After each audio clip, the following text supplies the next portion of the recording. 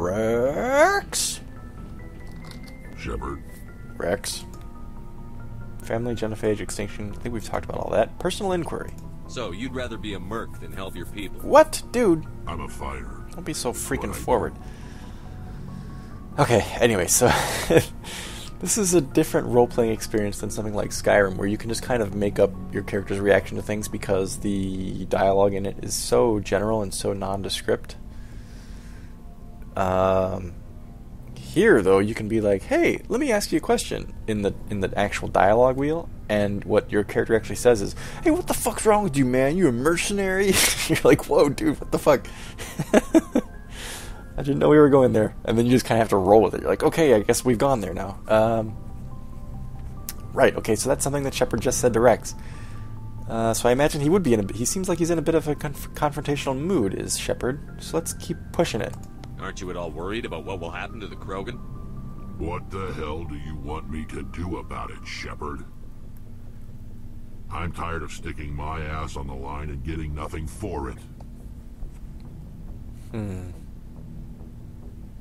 Don't blame you? No. Shepard's got more heroic ideals than that. That's your reason? Come on, you punk. What are you, like 800 pounds? You're more man than I am. So you're just giving up on your people? I gave up on fighting for a lost cause. I'm no hero, Shepard. Bottom line, killing for credits simplifies things. Not sometimes. That's true. It does simplify things, but sometimes things don't need to be simplified. I don't know which one of these responses best reflects what I just said, though. I guess it would be, I suppose. Sometimes things don't need to be simplified, Rex. Sometimes things need to stay complex, and you gotta make a tough decision. You ever think about helping your people? There you go. I try not to. But there's a lot of Krogan mercs out there. I'm always running into them. Half the time I'm being paid to kill them. But that's just part of the job. You don't get to pick who your enemies are. Let's talk about his mercenary days. How long have you been a merc? Long enough. I took my first contract right after I left my home system. It's good work. It doesn't kill you. I take it you like it. I get the feeling you enjoy your work. Sure. You get to see the galaxy on someone else's credits, and most days end with a good fight. I've tried more organized fighting, private armies and such, but it gets too messy. Too messy? I fight best on my own, or in very small groups. I don't like people relying on me, and I bloody well don't like relying on them. That's understandable, I suppose, Rex, but I feel like you have a higher calling. So long, Rex. Shepard. Rex. Let's talk to Tali, since she's down here. Then we'll go up and talk to Kaidan and Liara and see if they have anything new.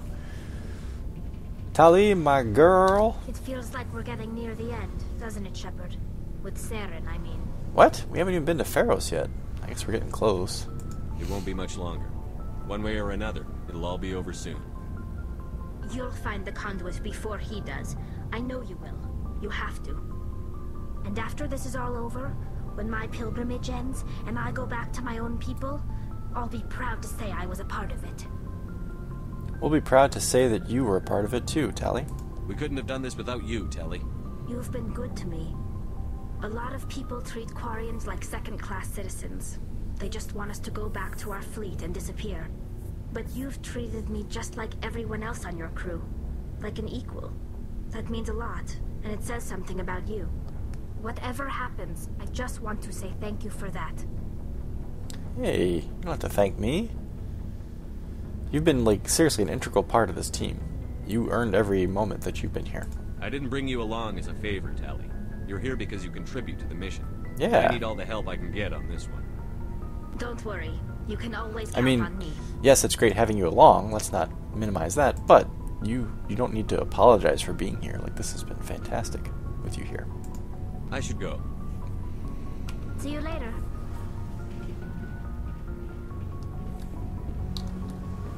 two aren't even having a conversation. They're just having a staring contest.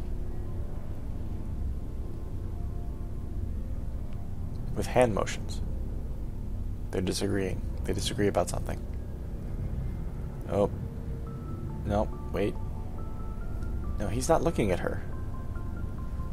They're not looking at each other. Something awkward just happened. Maybe it's because I'm standing here. Like, oh god, when is he gonna go away?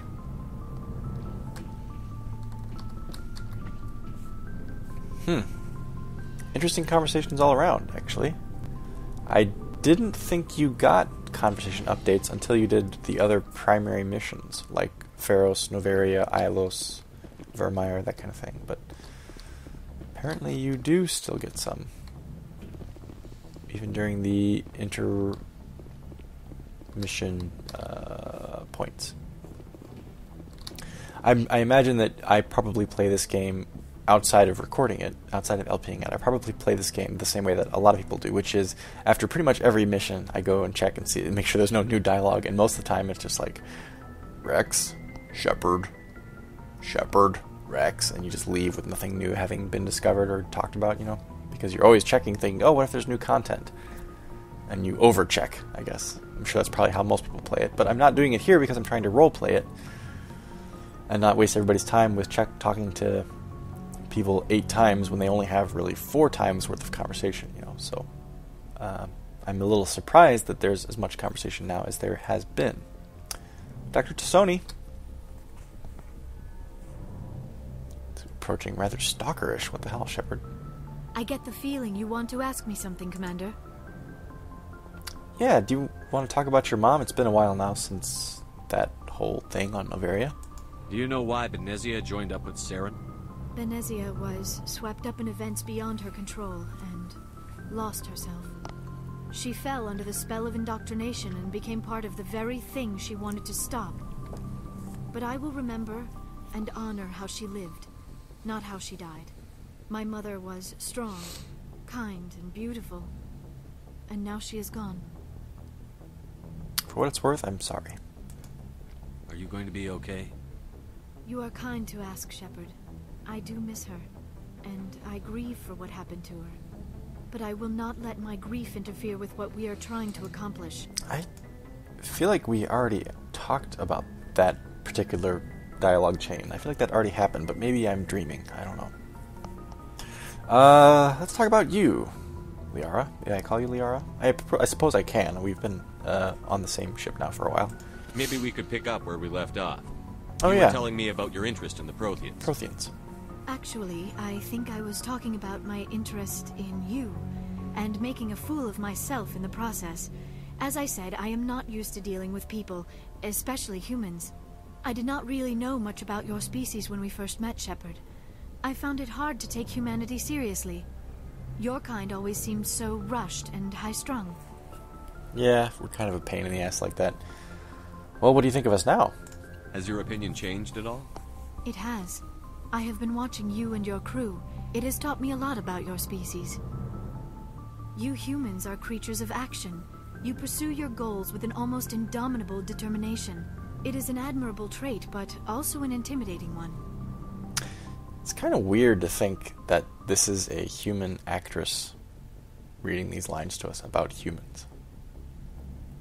Just going, kind of outside the LP for a moment. It's just there's so much human literature and art and culture that's about how humans are so weird and special and different, and it's like compared to what, like in this game, for instance, we have all these fictional alien races, and they're all telling us, like, you humans are so strange, you're so different, there's something remarkable about you. But the reality is we have no aliens to compare ourselves to. We don't know how remarkable we are. We have no idea.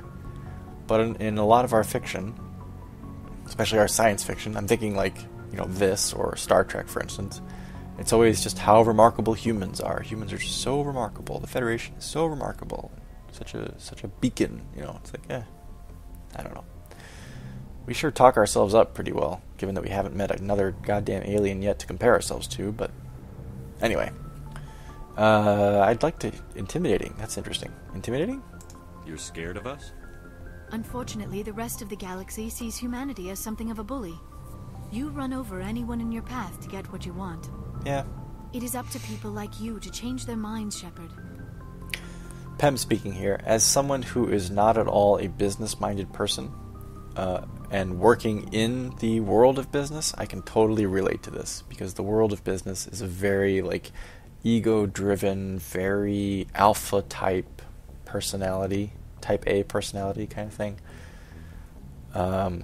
And not sharing that kind of personality or ego at all, sometimes a very alien. It's like, what is this? Like, who are these? These people are weird. They don't operate at all in the same kind of mindset that I operate. Which is not to say that one is better than the other. I'm not trying to say that at all. But my personality type and the personality types of a lot of people that I work with don't mesh very well naturally. And so I can kind of relate to Liara talking about those types of human qualities being intimidating. Not that every human is that way, but of course we're speaking in, sci-fi archetypes in this game. So of course the whole culture is one way, the whole alien culture of another race is another way. It's monolithic, right? Because it has to be, because it's shorthand, right? We understand that. But how they have made humans a monolithic culture, I can relate to an alien saying, yeah, that's weird and kind of annoying and kind of intimidating. I wish you guys weren't so much like that, Even though I think she's working towards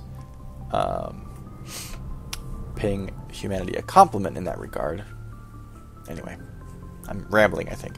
It's up to people like you to change their minds, Shepard. Me? Why me? There is a reason the Council chose you to become a Spectre. They saw something special in you. The best of what humanity has to offer. I looked into your history. I know what happened on Akuz. The fact that you survived shows a remarkable strength. You looked that up? Like, I think Shepard's kind of flattered and also a little, not confused, but like, he feels a little awkward. Like, oh, you looked into me. Okay. Why are you so interested in me? I wanted to know more about you. To understand what made you into the man you are. Man you are. Compelling about you, Shepard. Oh. Shepard's loins are stirring a little bit. I want to believe that, baby. Are you sure you're interested in me? Or is it my visions of the Protheans? I admit, your connection to the Protheans had something to do with my initial interest, but it has grown beyond that. You intrigue me, Shepard, but I was not sure if it was appropriate to act on my feelings. I thought there might already be a relationship between you and Chief Williams. You're an alien! What a terrible... Why is that option even there? Ash is special. She is special, but not really in that way. I think I'd probably say it's not serious. That last conversation, even though Ashley was still flirty toward the end, it did kind of make it seem like it's not serious.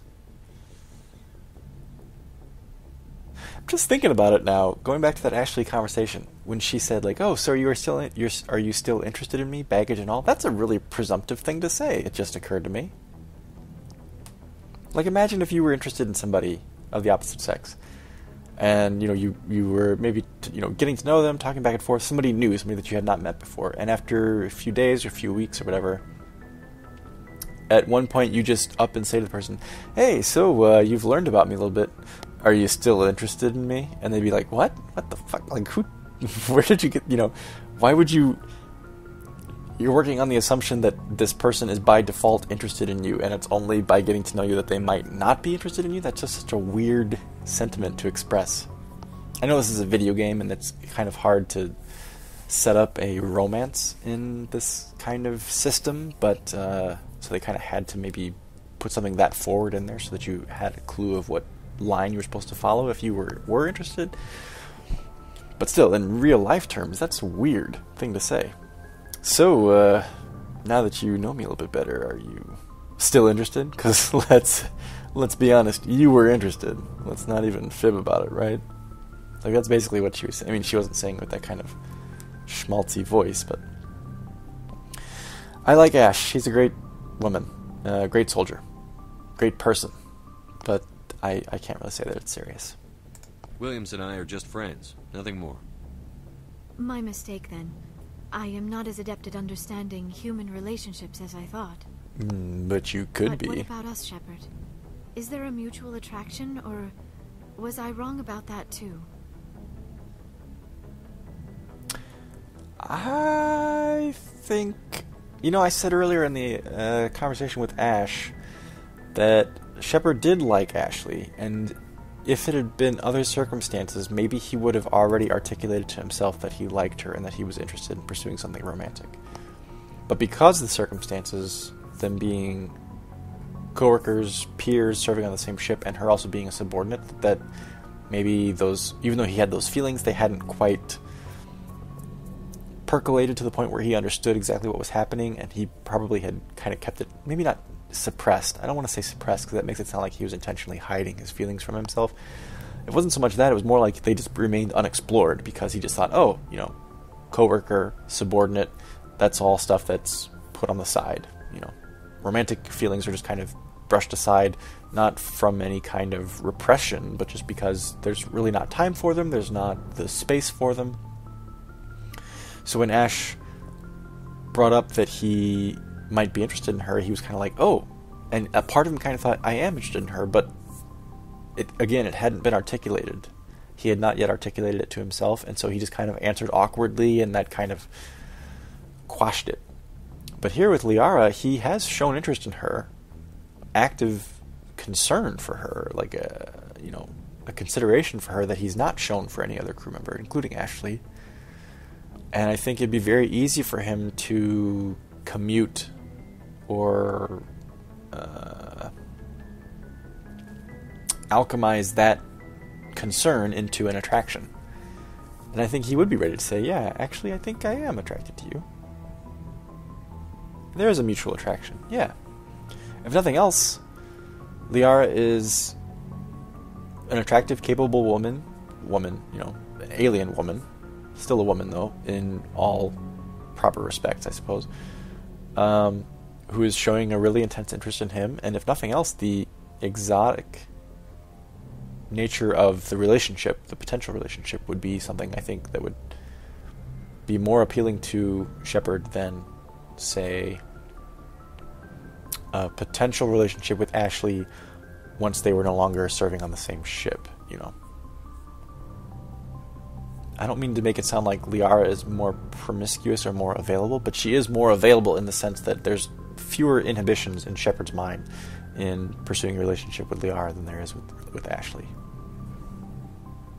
And at no point in the past has he ever denied to Ashley that he was interested in Liara, so it wouldn't really feel like lying if he now told Liara, yes, I am interested in you, and then had to go explain to Ashley, look, I know I said I wasn't, but I actually am dating Liara now, so he doesn't feel like he'd be lying if he had to tell Ashley the truth about this, Yeah, there we go. Sorry, that was a very long, drawn-out articulation of what it is I'm thinking Shepard's feeling here. But yes. No, you were right.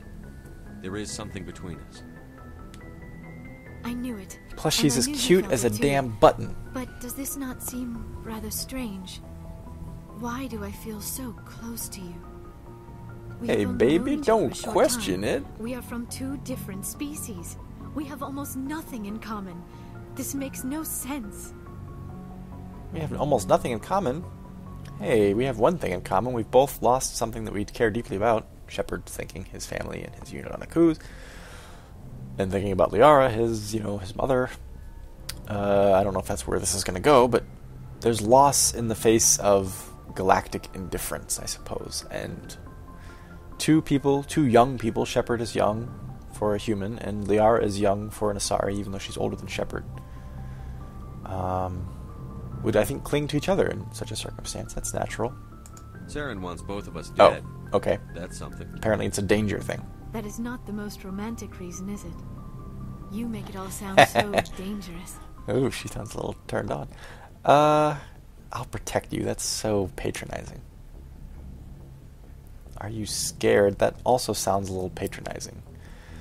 I don't really want to select That's Why It's Fun, because I didn't think I was going to be a danger junkie, but I like that option better than Are You Scared, which is kind of a dickish thing to say. and I'll protect you, which is frankly a chauvinistic thing to say. That's why it's fun, I suppose. A little danger makes things exciting. Oh man, Shepard's going full This is sexy all a bit here. overwhelming. I am not used to this. I need some time. Hey, no problem, baby. I have that effect on females. I did not expect this to go with Shepard putting on his sexy voice, but that's the way it's gone, so. Take all the time you need, Liara. I'll be here. Thank you, Shepard. Let's just talk about something else for now. No, let's just go. I should go. Goodbye, Shepard. You take a cold shower. I'll call you later. And I was like, oh, what happened? No, I know that's not the kind of person Liara is, but seriously, that's basically the conversation that just happened. Oh my, I need a moment, Shepard. Kaidan, my man, I am gonna score with blue chick, I think. No, but I'm not actually saying that to him. Kaidan.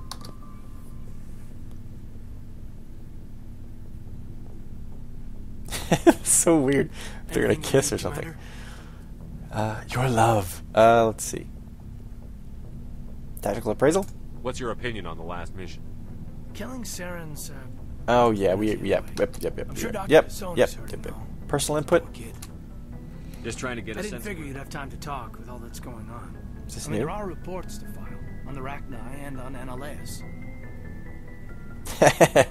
Probably, screw it. I like that answer. I don't know that that's necessarily what Malcolm would... No, that is what Malcolm would choose, because as much as he knows it's his job, I think in his mind, crew comes first. So yeah, probably screw it.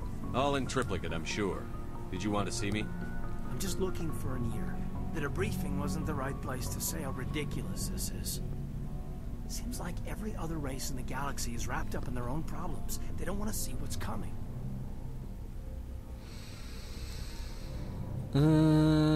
Yeah, you can't blame them. Everyone's got their own self-interests. It's only by circumstance, really, that we humans are here. If it had been the Turians, that had been sent to Eden Prime, we humans would probably be in exactly the same mindset as every other alien race right now. Wanting to believe everything will be fine? Sounds like human nature to me. Yeah, I guess some things carry across species well enough. I should remember that after what happened with Vernus. Yeah, so what did happen with Vernus? Don't tell me you and Vernus hugged on graduation day. Before I met Vernus, I knew as much as any other civilian. Aliens were weird, superior, and tried to tell us what to do.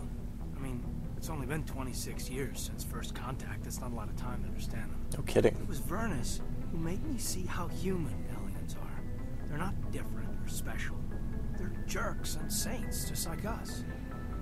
Hell, by the time I got payback, I didn't even want it anymore. Payback? What happened? I don't see you snapping very easily. What finally did it? He hurt Rana. No! What an asshole. She reached for a glass of water instead of pulling it biotically. She just wanted a drink without getting a nosebleed, you know? Like an idiot, I stood up. Didn't know what I was gonna do, just something. And Vernus lost it. Beat the crap out of me. Kept shouting how they should have bombed us back to the Stone Age. Whoa. That's when the knife came up. Ooh. A military-issue talon, right in my face. I cut loose. Full biotic kick right in the teeth. Almost as strong as I can manage now. At 17, that's something. I don't think this is why Kaidan's telling us this story. I don't think he's telling it for validation, but Shepard, I think, feels like a little, solidarity. Like, fuck yeah, dude. Fuck that guy up. He pulled a fucking knife on you. Excuse my language. He deserved it. It killed him, Shepard. Oh, maybe he didn't deserve that. Snapped his neck. They probably could have saved him if they got him to an infirmary quick enough. But they didn't. Caused a stir when they shipped him home. Bot training was shut down. Kinetics folded a couple of years later. Holy shit, dude. You brought down Bot and Kinetics? I mean, if one ass was enough to judge a whole race, I'd hate humans too. Fair enough. A reasonable stance. Keep that level head and we'll do fine. Staying reasonable is about all we've got left. Everyone else in this galaxy seems to have gone out of their minds. Present company accepted, of course. You know what, guys? I started the LP by saying that Kaidan was one of my least favorite characters. I like him now. That whole... I don't know why I didn't care for him previously, but that whole little conversation change just kind of changed my mind. I'm like, oh, wait a minute. No, Kaidan's okay. He's a human being, you know. He has his flaws and he has his strengths, and sometimes they overlap. I like that dude. That was a good conversation right there. Sorry, I don't want to wax poetic, but I have been converted. I feel like I've just had a religious epiphany. Kaidan's a good dude. Right, what are we doing now? I feel like we've been talking to people forever. Right, so we said that we would do what? Privateers. Oh, for fuck's sake. Go back to the Citadel. Okay, we're not going back to the Citadel yet. We said we would do one of these two. And of these two, Rex's family armor sounds more fun. But the one that sounds most critical is the dude who is cutting up people and selling their organs and making freaky monsters out of them. Herschel system in the Kepler Verge. So I'm going to say that we have some new information that leads us directly to where he is. Like, we know where he is right this second. That's where we're going. Kepler Verge.